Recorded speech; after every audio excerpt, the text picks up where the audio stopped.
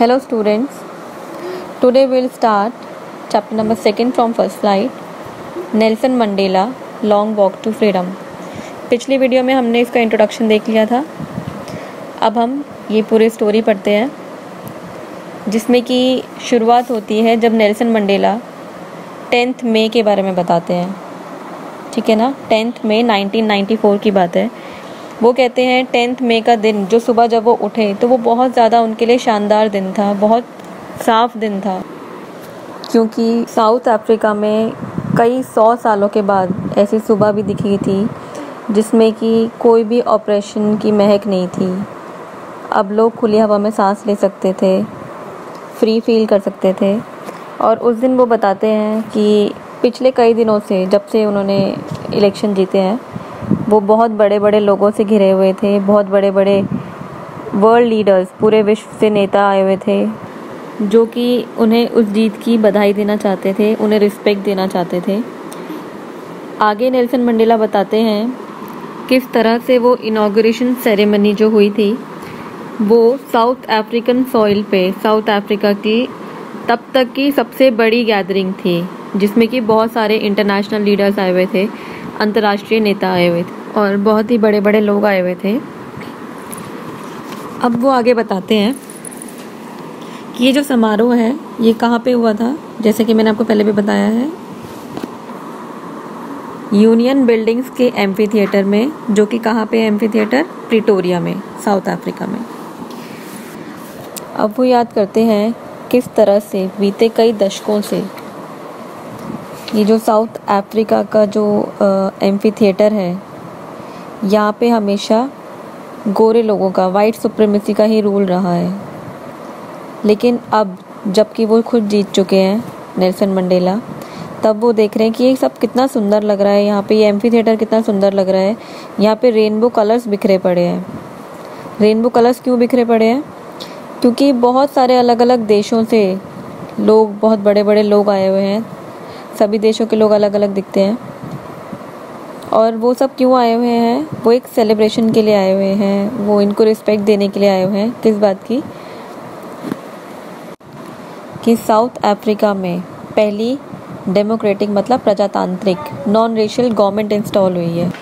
आगे Nelson Mandela लिखते हैं कि उस दिन, जिस दिन सेरेमनी होनी थी, इनकी शपथ समारोह होना था, उस दिन वो अपनी बेटी ज़नानी को अपने साथ लेके गए थे।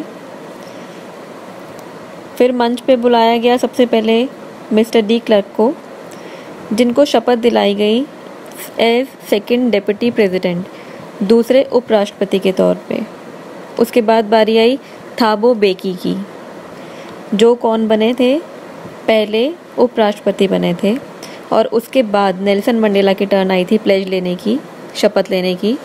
तब उन्होंने प्लेज लेते हुए कहा कि मैं अपने कॉन्स्टिट्यूशन का, अपने संविधान का पूरी तरह से पालन करूंगा और मैं अपने लोगों के लिए, अपने देश के लोगों के लिए अपनी पूरी ज़िंदगी समर्पित कर दूंगा। मैं उनकी भलाई के लिए बहुत कुछ अच्छा करूंगा। उसके बाद उन्होंने एक छोटा सा भाषण दिया। जितने भी गेस्ट वहाँ पे आए हुए थे, जो कि उनके शपथ समारोह में आए हुए थे और जो पूरा विश्व उनको देख रहा था, उन सबको एड्रेस करते हुए उन्होंने एक छोटा सा भाषण दिया। उन्होंने कहा, ये जो हमारी न्यूबॉर्न लिबर्टी है, नई जन्मी स्वतंत्रता है, ये हमेशा ऐसे ही रहे, बरकरार रहे आगे तक। और ये स्वतंत्रता हमने ऐसे ही नहीं पाई है। ये जो सोसाइटी हम आज देख रहे हैं, जो फ्रीडम हम आज एक्सपीरियंस कर पा रहे हैं, देख पा रहे हैं, उसके पीछे एक बहुत बड़ा ह्यूमन डिज़ास्टर हुआ है।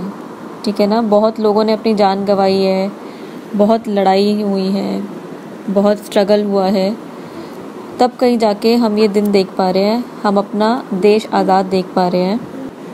हम साउथ अफ्रीका के लोग, जिन्हें अपने ही देश में बहिष्कृत समझा जाता था, ठीक है, आज उन्हें वो मौका मिल रहा है, वो रेयर अपॉर्चुनिटी मिल रही है कि वो अपनी ज़मीन पर दूसरे देशों की मेज़बानी कर पा रहे हैं, दूसरे देशों को संबोधित कर पा रहे हैं। और वो धन्यवाद करते हैं उन सभी जाने माने इंटरनेशनल, अंतर्राष्ट्रीय गेस्ट का, मेहमानों का, जो कि आए हैं ये जीत सेलिब्रेट करने साउथ अफ्रीका की, जो कि एक्चुअली में सिर्फ साउथ अफ्रीका की नहीं है, ये एक कॉमन विक्ट्री हुई है, कॉमन जीत हुई है किसकी? अन्याय पर न्याय की, शांति की और ह्यूमन डिग्निटी की, मानव सम्मान की। आगे वो कहते हैं we have at last achieved our political emancipation. आखिरकार हमें अपनी राजनीतिक मुक्ति मिल ही गई। अब हम अपना यहाँ पे पॉलिटिकल सिस्टम खुद का चलाएंगे, हमें किसी और का पॉलिटिकल सिस्टम फॉलो करने की कोई ज़रूरत नहीं है। We pledge ourselves to liberate all our people from the continuing bondage of poverty. और हम शपथ लेते हैं कि हमारे देश में अभी तक जो भी कुरीतियाँ, जो भी बुराइयाँ चलती आ रही हैं, बुराइयाँ कौन कौन सी? पॉवर्टी, गरीबी, डेप्रीवेशन, डेप्रीवेशन का मतलब होता है लॉस या किसी से कुछ छीन लेना, सफरिंग, कष्ट, जेंडर एंड अदर डिस्क्रिमिनेशन। और जितनी भी तरह के वहाँ पे भेदभाव होते रहे हैं इन टर्म्स ऑफ जेंडर, चाहे वो आदमी औरत के आधार पर भेदभाव होते रहे हैं या काले गोरे के आधार पर भेदभाव होते रहे हैं, वो सब अब कभी भी हमारे देश के साथ नहीं होगा।